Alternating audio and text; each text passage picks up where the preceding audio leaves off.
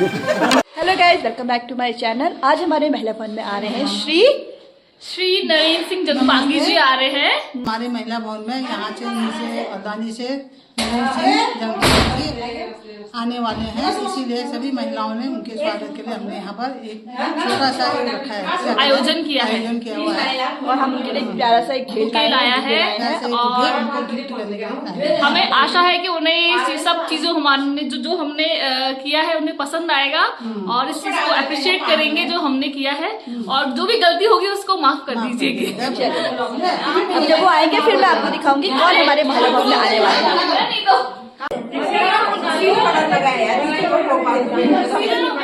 सिला नहीं कलर लगाया वैसे पड़ा है बाहर से धो देंगे। लाइन से लगाओ ना, मैं कैसे लगाऊं? लाइन करके लगाओ, ये भी खराब हो रहा है, पुरानी लगा दो, उससे अच्छा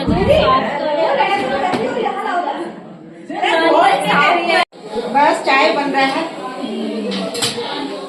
हमारी गीता दी हमेशा किचन का अपना भार संभालते हुए सिर्फ उबालना है, खाली उबालना है ना, दूध ही डालना है भी। बहुत ही हर्ष का विषय है, हमारे लिए गौरव की बात है कि हमारे बीच में आदरणीय नरेंद्र जगपांगी जी, आपका परिचय मैं दे दूँ। IRS प्रधान आयकर आयुक्त हल्द्वानी एवं अध्यक्ष हैं आप जोहार शौका केंद्रीय समिति हल्द्वानी के। तो आप ही के प्रयास से और आप ही के सुझाव से आज जो एक सामूहिक हित में कुछ सार्थक राहें हमारी किस तरह से हम आगे बढ़ें, किस तरह से हमारा समाज आगे बढ़े और इसमें हम लोगों का क्या सहयोग हो सकता है, इन्हीं कुछ बिंदुओं पर आप सबके विचार यहाँ पर आप रख सकते हैं। तो इस संवाद एक जो पहल है, तो इसमें इस संवाद के माध्यम से मैं इतना ही कहना चाहूँगा कि हम सब इसमें तेजस्वी बने, ऊर्जावान हों, प्रेरित हों और जागृत हों, आनंदित हों और सत्यम शिवम सुंदरम की अनुभूति से हम आत्मसात हो जाएं। तो इतना ही मैं कहना चाहूँगा। हमारा संवाद एक ऐसा संवाद होना चाहिए जो निरंतर आगे हमें प्रेरित करता रहेगा और उन्हीं शब्दों के साथ में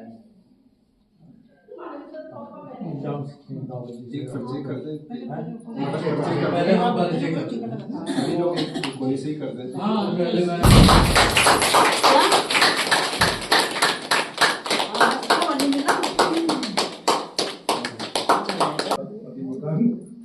सबका सपना मकान से जैसे भूमिका है। आप सभी का बहुत बहुत स्वागत है। बड़ा है, यहाँ की लीगेसी बहुत बड़ी है और यहाँ अभी मुझे डर लग रहा था, काफ़ी लोगों ने मकान बेच दिए होंगे करके कि, लेकिन अभी भी यहाँ एक जगह पर इतने कम जगह पर एक 1.5 किलोमीटर के एरिया में अच्छे खासे 70-80% लोग नहीं रह रहे हैं। तो वो एक आपके पास एडवांटेज है। तो कैसे क्या किया जा सकता है, एक ऐसा कार्यक्रम रखा। एक्चुअली मेरा जो शादी में आने का था तो कई बार डाउट होता है कि जाऊँ न जाऊँ, तो मैंने कहा इससे बजाय जो है मैं ये कर लेता हूँ कि कोई मीटिंग ही फिक्स कर लेता हूँ, और जहाँ जिस मीटिंग में नहीं जाऊँगा तो बहुत किरकिरी होगी, तो उस बहाने मेरा शादी का भी फिक्स हो गया। ये मीटिंग शायद दीदी मैंने फिक्स नहीं की होती तो हो सकता है मैं आलस करता कि छोड़ो शादी छोड़ो क्या करते हैं, लेकिन मीटिंग फिक्स होगी इसलिए अब शादी में भी मैं आ गया उस कारण से।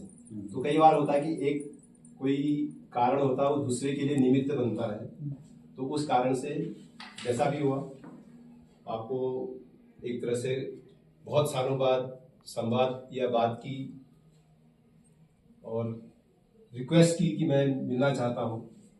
मुझे ये था कि शायद कई बार होता है कि जो बाहर से आदमी होता है वो देखता है, समझता है, और कई बार हम उसी हालत में होते हैं तो कई बार एनर्जी कम हो जाती है या कोई नए आइडियाज़ नहीं आते हैं। वो एक भी मेरा ये था कि उस बहाने में मिलूं। मेरा यहाँ 10 महीने में 2002 से 2003 तक यहाँ रहा था। उसमें काफ़ी लोग उस टाइम के हैं, काफ़ी लोग हैं उसमें उस समय के, उसी लोग नए हैं। वो मेरा विभाग में भी और विभाग के बाहर भी, विभाग में भी और समाज में भी। वो 10 महीने बहुत अच्छा रहा, बढ़िया रहा। आज मेरे पास 7-8 एडवोकेट आए थे मिलने के लिए, और एक प्रकाश बिष्ट है, एक वो है संगीत की ग्रुप चलाते हैं, बहुत काफी बढ़िया भोजी वाला एक महोत्सव करते हैं बड़ा, तो वो सुनने आए थे। तो उस सभी का ये यादें थी उस टाइम जो काम किया है। जैसे मैं इसलिए बता रहा हूँ कि क्या क्या चीजें उस टाइम हम कर चुके हैं और क्या हम और आगे कर सकते हैं। विभाग में तो हमने यहाँ पर हम एक यूथ और बिजनेस कॉन्क्लेव करना चाह रहे हैं हल्द्वानी में, जिसमें आज के दिन नौकरी कम है, कम होते चले जाएंगी और नौकरी का चाम भी खत्म हो गया। क्योंकि यदि आपका बच्चा यदि बॉम्बे में 40-50 हज़ार की नौकरी कर रहा तो शायद 20 हज़ार रुपये घर से भेजने पड़े उसके लिए, बॉम्बे में, बेंगलोर में, कहीं और चीज। तो स्वरोजगार का भी बहुत जरूरी हो गया और उसके बिना शायद चारा नहीं है। तो एक यूथ और बिजनेस कॉन्क्लेव जिसमें हमारे लोग जो इस फील्ड में काम कर रहे हैं, सिंपल ट्रेडिंग नहीं, दुकान खोल के बेच रहे हैं या एक टैक्सी लेके वो कर रहे हैं, वो नहीं, जो रियल में काम कर रहे हैं। और उसमें भी जो लोग पहाड़ की ओर, जोहार की ओर, मुंशियारी की ओर और वहाँ के उत्पादों के लेके काम कर रहे हैं, वो लोग आए हैं, वो अपना एक्सपीरियंस शेयर करके मैंने कैसे आगे बढ़ा, मुझे कहाँ क्या प्रॉब्लम हुई और वो प्रॉब्लम को दूर करने के लिए या और लोगों को प्रॉब्लम ना हो उसके लिए हम लोग इंडिविजुअली क्या कर सकते हैं, सामूहिक रूप से क्या कर सकते हैं वो हो।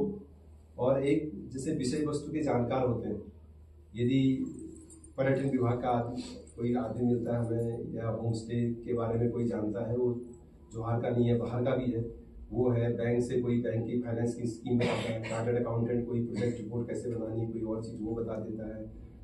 पशुपालन विभाग से मेरा छोटा भाई भी आजकल गढ़वाल का वो हेड है, वो है। या हल्द्वानी में भी मतलब 2 हेड होते हैं, 2 डिवीजन के, दोनों सौका लोग हैं। हल्द्वानी में रमेश नितवाल है और पौड़ी में भूपेंद्र चंद्रपाल है। तो वो जो है इसकी पशुपालन विभाग की बहुत सारी स्कीम आ रही, गोल्ड वैली स्कीम है, पोल्ट्री की आ रही, डेयरी की आ रही, मत्स्य विभाग की बहुत सारी स्कीम है, वो आ जाए। कृषि बागवानी से रिलेटेड कोई और चीज़ आए, आप जो कृषि में काफ़ी काम कर रहे हैं, तो काम हम दूर दूर से देखते हैं। जब हमको समझ में तब आएगा जब उनकी ज़बानी सुनेंगे। आप लोग भी पता होगा, कुछ करते हैं, कुछ डालते हैं फेसबुक में या व्हाट्सएप में डालते हैं, लेकिन उसके डिटेल में कैसे करा, क्या एफर्ट है, कितनी क्या चीज़ लगती है, किसको कैसे करते हैं। जो उनका ऊन जान, जो उनका कालीन थुलमा जो भी था, वो आज उसी की बदौलत है। अभी तो क्या है, अभी सब कुछ तो कुल मिला के हमारी एकता में ही स्ट्रेंथ है, शक्ति है। तो आप सबका बहुत बहुत आभार। गाना था यो डाना को पार बाकी ये वाला गाना आपने सुना ही होगा। उससे जो है दीवान गढ़वाली उसमें है, प्रसिद्धि में है। उसके बाद जो है, उसके बाद आपने अभी आजकल गाना सुना होगा, ना तेरे नंद क्या है, शेरदा। शेरदा अनपढ़ जो है, शेरदा के बारे में आगे बताऊंगा मैं। शेरदा अनपढ़ जो है मालगांव के एक आपके उसमें गीत और नाट्य, हाँ गीत और अनपढ़ ही थे तो उनका गाना आप देखोगे ना, इतना बढ़िया गाना, बस में आके बेचते थे अपनी। हाँ बिल्कुल। इतना जब वो स्टेज पर आते थे ड्रामे में, तो हमको इतना हंसाते थे, उनको देखिए हंसी आती थी। इतना मतलब कलाकार थे वो, आपके आकाशवाणी के कलाकार थे। तो उनकी जो रचना है, जो ये तेरे ना, ये अभी तक लाइट में नहीं आई थी।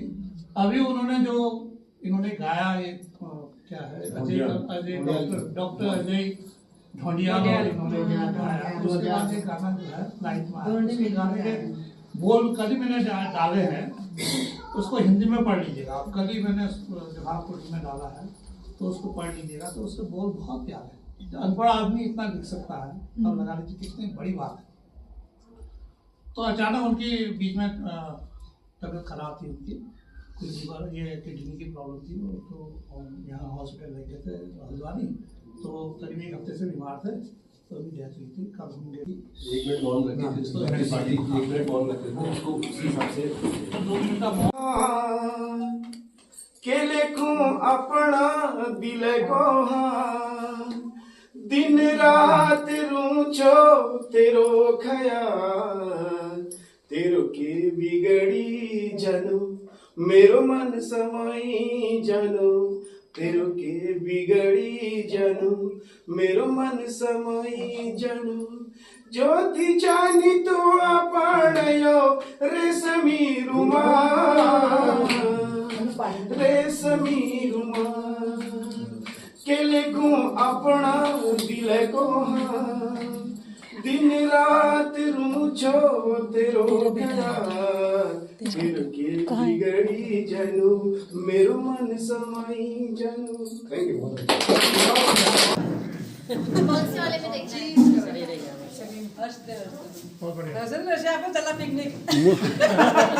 मुस्कुराते रहिए। बंद हो गया।